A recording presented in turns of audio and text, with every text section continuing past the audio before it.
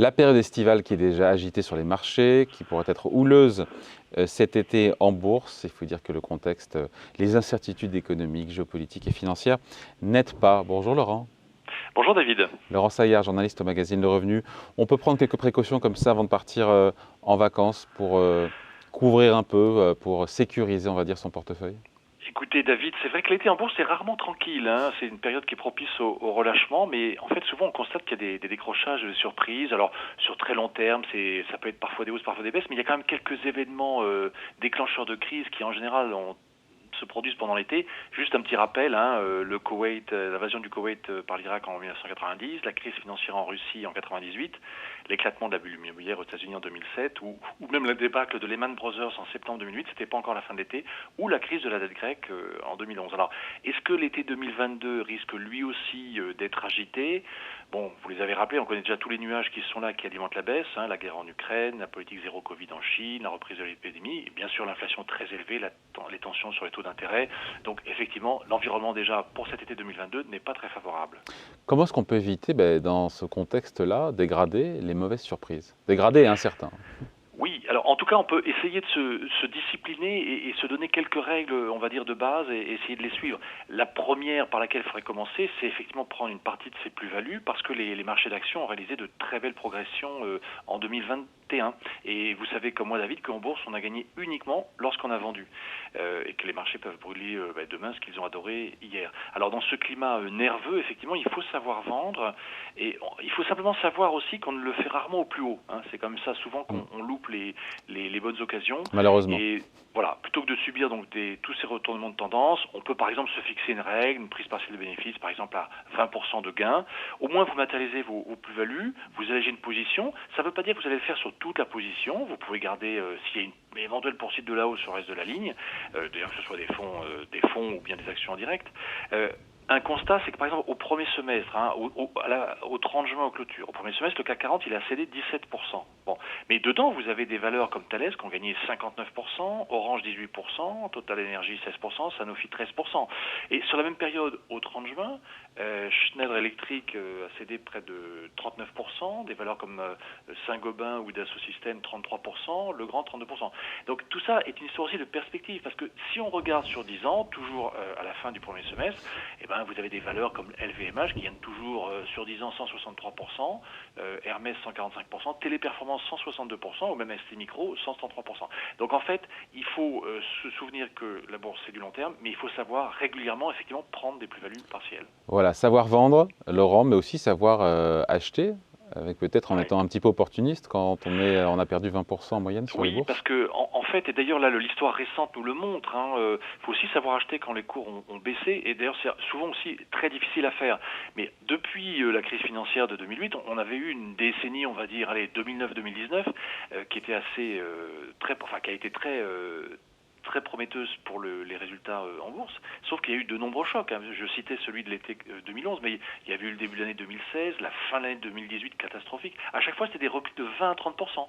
Et en 2020, le CAC 40, il avait perdu 40% avec la crise sanitaire entre son sommet du 19 février et son point bas du 16 mars, avant même d'ailleurs de revenir à un niveau d'avant ce crack dès fin mars 2020.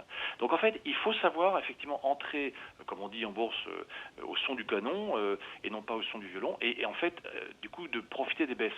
Ouais, par Alors, contre, vous me je vous direz, coupe, Laurent, mais acheter du CAC 40 à 6000 points, on peut s'interroger aussi, c'est pas non plus, c'est pas donné, hein. voilà, effectivement, c'est risqué à court terme parce qu'il peut y avoir encore des corrections ponctuelles. Si on prend un peu de recul, on peut se dire que bon, un repli de 17% depuis le début de l'année, malgré tout, ça peut commencer à dessiner des opportunités de long terme. Ça veut dire qu'on prend quand même moins de risques. Donc le mieux, c'est effectivement dans ce cas-là d'étaler ses investissements, trouver plusieurs points d'entrée sur repli, pas y aller massivement, quoi. Dans les bons conseils pour passer un été tranquille, en termes d'ordre, vous soutenez, vous défendez les ordres à court limité. Oui, parce qu'en fait, on aimerait bien acheter au plus bas et puis vendre au plus haut, ça c'est le rêve de tout investisseur, mais c'est quand même en général le plus dur à faire. Donc, les ordres à court limité, c'est à vous fixer, en fait, ils comportent un prix plafond à l'achat, par exemple, il y a un prix plancher à la vente. Ça veut dire qu'un excès de baisse ou de hausse, respectivement, sur des valeurs qui peuvent être prometteuses, elle peut être mise à profit. Et en fait, on peut ainsi comme ça compléter ou voire alléger une ligne en mettant des ordres par exemple à 10% en dessous ou donc au-dessus des derniers cours. Alors c'est des ordres à révocation, c'est-à-dire que c'est vous qui fixez l'échéance, c'est fin de semaine, fin de mois, fin d'année, voilà, pour tout ce qui est au comptant. Et en fait de cette manière, au fond, vous disposez d'une période où vous pouvez profiter des opportunités sans non plus prendre trop de risques. Est-ce qu'on peut vraiment, échapper aux baisses de marché, sauf à sortir et à mettre son argent en liquidité?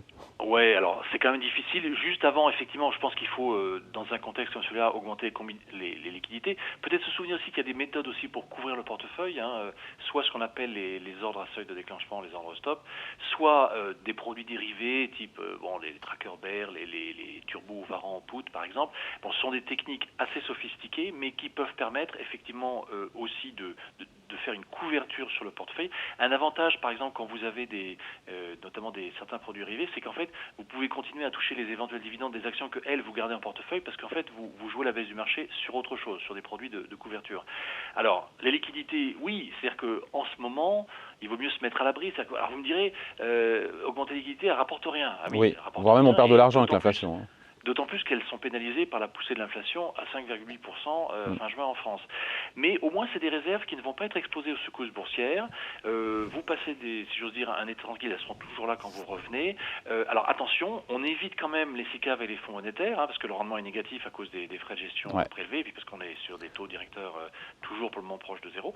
Alors, et puis sinon, vous pouvez aussi bien sûr regonfler l'IV bancaire. Ça, c'est les grands classiques. D'abord l'épargne réglementée, un livret A et livret de développement durable et solidaire. Ça fait un total de 34 950 €. Vous pouvez le multiplier par autant de personnes qu'il y a au foyer. Alors bien sûr, vous venez de dire c'est que du 1% pour le moment. Mais c'est mieux de faire du 1% évidemment que de se prendre une claque et de se prendre un moins 10% sur les marchés. On finit là-dessus juste. On reste informé évidemment. Laurent, on reste en prise avec le marché même si on a envie de déconnecter un petit peu. Parce qu'en fait, il faut se souvenir que la bourse, c'est du long terme, mais c'est surtout que la bourse ne prend pas de congé, elle, contrairement à nous investisseurs. Donc il faut toujours garder le contact parce que quand les bourses peuvent surréagir, elles dévisser très vite quand il y a des mauvaises surprises. Et d'ailleurs, à cet égard, il ne faut pas oublier que dans la période mi-juillet, mi-août, c'est aussi la période des publications de résultats de société du premier semestre. Et on sait que les révisions baisses sont souvent très vite sanctionnées. Et cette année, il n'y aura pas l'effet de base favorable qu'on avait eu l'an dernier, en juillet 2021, où en fait, on comparait par rapport à juillet 2020. Donc du coup, comme il y a eu la forte reprise économique post-pandémie entre les deux, c'était plutôt favorable. Ça, on n'aura pas ça cette année, donc il y a aussi ce petit risque-là. Conclusion.